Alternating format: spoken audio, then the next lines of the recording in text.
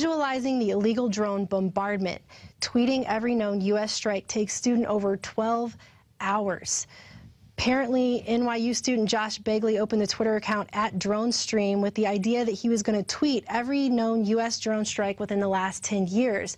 And he thought this would only take him about 10 minutes, but 12 hours later, he was still tweeting, and he was only up to 2010, which, as you probably know, is when our drone strikes actually picked up.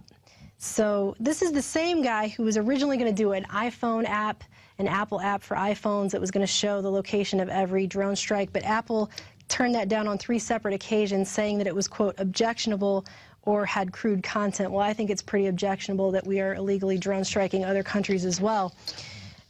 Basically, there have been 3,000 individuals who have been killed, at least, in these drone strikes. A lot of them have been innocent civilians. And even though we see stories on drone strikes of suspected militants all the time, and we've got the New York Times coming out with an expose on President Obama's drone strike kill list even, our White House has yet to recognize or even admit that this is happening.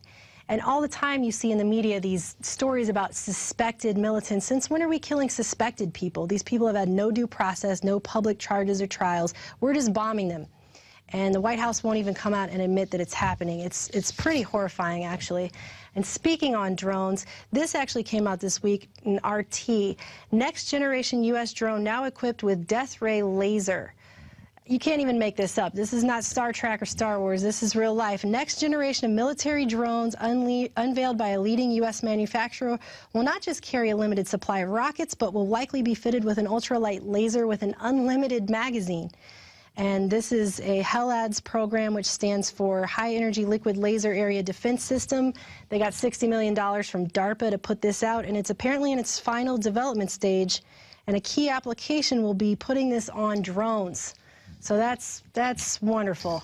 And moving on to technology that's going to be turned against us in horrifying ways, let's look at this Mike Adams article from Natural News. Electroshock torture handcuffs now patented. Apparently, a U.S. patent has been uncovered that describes electronic handcuffs capable of delivering torturous electroshocks, gas injections, and injectable chemical restraints to the prisoners that wear them. These cuffs can be remotely used, remotely controlled, and they can be combined with RFID to deliver proximity electroshocks. And apparently, it's brought to you by the same company that manufactures S&M sex toys. So that's wonderful. I'm sure if the TSA gets their hands on these handcuffs, flying will be fun in a whole new way. RFID, it came out as a useful technology. They show you, they talk about how convenient this is going to be. It's going to make paying for things easier. And it's just so convenient and great. And then all these technologies just like that, they turn around and they're used against us. It's pretty scary, actually. Visit Infowars.com and PrisonPlanet.com. When you're on the site, you can also tune in 24 hours a day to my daily radio broadcast. There's also a free iPhone app to listen to the syndicated radio show when and where you want.